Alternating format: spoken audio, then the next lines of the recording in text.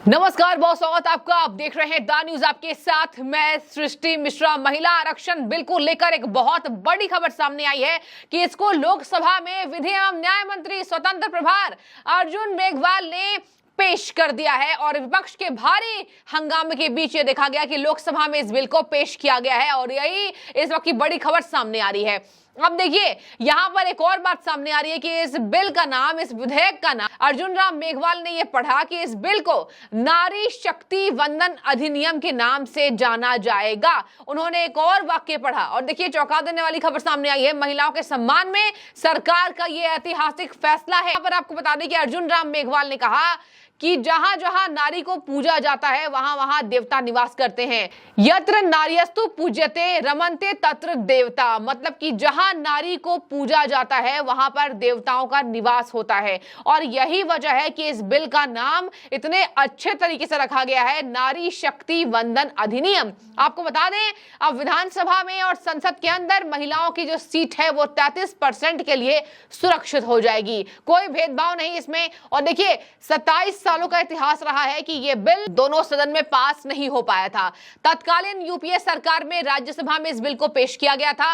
अर्जुन राम मेघवाल ने एक कड़ी टिप्पणी, कांग्रेस पर आक्रोश भी जताया। कहा कि तत्कालीन मनमोहन सिंह सरकार में इस बिल को राज्यसभा में पेश कर दिया गया था, लेकिन उसके बाद लोकसभा में इस बिल को पेश करने में ज्यादा दिक्कत हुई, जबकि ऐसी होनी नहीं चाहिए थी। अगर लोकसभा में हो जाता तो राज्यसभा में होकर ये जो अधिनियम है ये कानून बन जाता। लेकिन देखिए, ये राज्यसभा में पेश होने के बाद लोकसभा में इसको पारित नहीं करने दिया गया था।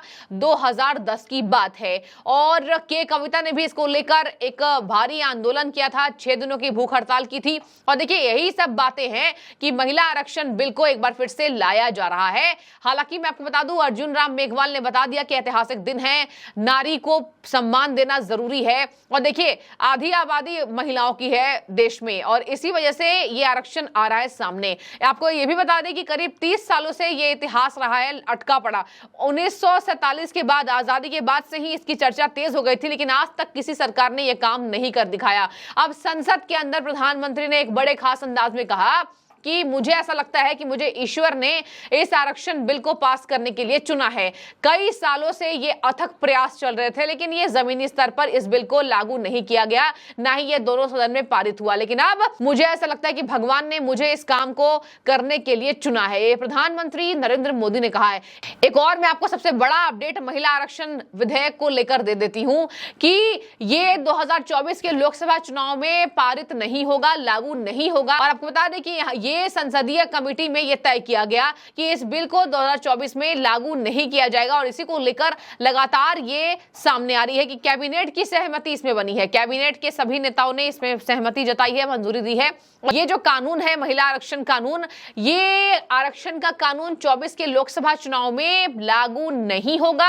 हालांकि आपको बता दें कि ये 29 में हो सकता है और ऐसे में इस बिल को लेकर खास दावपेच भी लोग कर रहे हैं, लगातार बयान सामने आ रहे हैं। कांग्रेस की वरिष्ठ नेता, कह लीजिए यहाँ पर गांधी परिवार की वरिष्ठ सोनिया गांधी ने एक बहुत चौंकाने वाला बयान सामने दिया है। ये कह रही हैं कि ये हमारा कानून है, महिला आरक्षण कानून जो है ये हमारा है, ये हमने तय किया था। ये सोनिया गांधी के चौंकाने वाले बयान सामने आए हैं, जहां पर उन्होंने कहा है कि ये हमारा बिल है। और इसी के बाद से देखिए, लोग सोनिया गांधी पर टिप्पणी कर रहे हैं। सोनिया गांधी ने जैसे ही कह दिया ये आरक्षण ये हमारा है, ये हमारा अपना है, मतलब कि सोनिया गांधी के मुताबिक कांग्रेस की तरफ से ये कहा जा रहा है। और देखिए, तमाम न्यूज़पेपर्स ये भी लिख रहे हैं, तमाम चैनल्स ये दिखा रहे हैं कि बात सही है कि कांग्रेस जब सरकार में थी, सत्ता में थी, तो इस बिल को लाए जाने की बात हुई थी और वैसे भी मनमोहन सरकार में ही राज्यसभा में इसको पेश किया गया था। और यही बहाना लेकर कांग्रेस की वरिष्ठ नेता सोनिया गांधी कह रही हैं कि ये बिल हमारा है, ये बिल अपना है। मतलब ऐसा दिखा रही हैं जैसे उनका ये बिल है। तो कांग्रेस संसदीय दल की अध्यक्ष सोनिया गांधी ने ये चौंकाने वाला बयान सामने दिया है, जबकि प्रधानमंत्री नरेंद्र मोदी ने कह दिया कि ईश्वर ने मुझे चुना है। तो देखिए, ये अगर 2023 में आ रहा है तो वर्तमान सरकार को ही श्रेय इसका जाता है, यानी नरेंद्र मोदी की सरकार को। अब देखिए, ये बिल पास होना बहुत जरूरी है, महिलाओं की सीटें आरक्षित होंगी। अगर मैं आपको बता दूं तो अभी संसद में 82 महिलाएं हैं। और अब कहा जा रहा है कि यदि 33% आरक्षण हो गया तो महिलाओं की संख्या संसद के अंदर 181 हो जाएगी। तो 181 हो जाएगी तो समझ जाइए कि 1/3 महिलाएं जो है वो संसद में राज कर सकेंगी। मतलब अपने तरीके से महिलाओं को सशक्त करने का काम ये शुरू हो जाएगा। और यही वजह है कि नारी शक्ति वंदन इसको कहा गया है। अर्जुन राम मेघवाल ने जब इस बिल को पेश किया, जब वो तमाम चीजें पढ़ रहे थे, तो उन्होंने कहा कि नारी शक्ति वंदन अधिनियम इसको जाना जाएगा, जो एक बहुत सुखद संदेश है। तो देखिए, इस बीच विपक्ष की तरफ से लगातार हंगामा जारी रहा। लगातार वैसे भी विपक्ष को आप देख रहे होंगे, लगातार विपक्ष हंगामे कर रही है। अब 2024 में इस बिल को तो लागू नहीं किया जाएगा, लेकिन 2029 तक इसको लागू किया जाएगा। इसके साथ मैं आपको बता दूं आगे क्या बातें सामने आ रही है। देखिए, सबसे पहले तो यहां पर कैबिनेट में इसको मंजूरी मिली है कि 24 में इस काम को नहीं किया जाएगा। मतलब 24 के लोकसभा चुनाव में इस आरक्षण को शामिल नहीं किया जाएगा। ये लंबे समय से भले अटका हुआ है, लेकिन ये लागू होगा इसके बाद वाले कार्यकाल में। और यही वजह है कि लगातार प्रेस रिव्यू भी इस बाबत सामने आ रहे हैं। अब देखिए, आपको ये भी बता दें, बुधवार को इसको लेकर चर्चा होगी। लोकसभा स्पीकर ओम बिरला जी, ओम बिरला ने कह दिया, आज इसको लोकसभा में पेश किया गया। बुधवार को इस पर सदन में विस्तृत चर्चा की जाएगी। चर्चा मतलब विपक्ष भी शामिल, पक्ष भी शामिल। हालांकि आज विपक्ष इसको लेकर हंगामे करता नजर आया।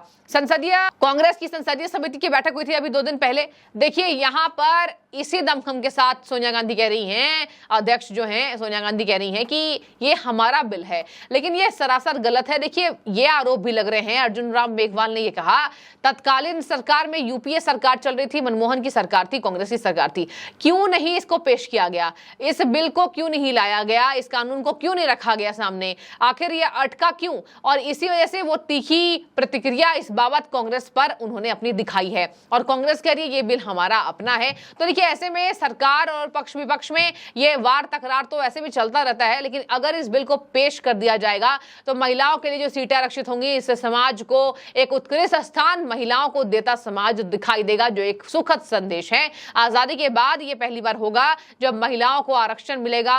और देखिए, यहां पर 1/3 महिलाएं विधानसभाओं में, संसद में राज कर सकेंगी। ये बहुत अच्छी बात है। आगे मैं आपको बता दूं, यहां पर बुधवार को इसको लेकर चर्चा तेज होगी। और ये कहा जा रहा है कि पीएम मोदी ने सोमवार को पुरानी संसद के विदाई भाषण में ही किया था, कहा था कि ऐतिहासिक फैसले लिए जाएंगे। और देखिए, लिए जा रहे हैं। वैसे भी विशेष सत्र 22 सितंबर को अंतिम होगा। आपको ये भी बता दें, लोकसभा में आज पेश किया गया। चर्चा ये तेज है कि विपक्ष के हंगामे के बीच राज्यसभा में इस बिल को विशेष सत्र के अंतिम दिन पेश किया जा सकता है, यानी कि 22 सितंबर को। तो देखिए, मैंने आपको पूरी विस्तार से इस खबर को बताया है।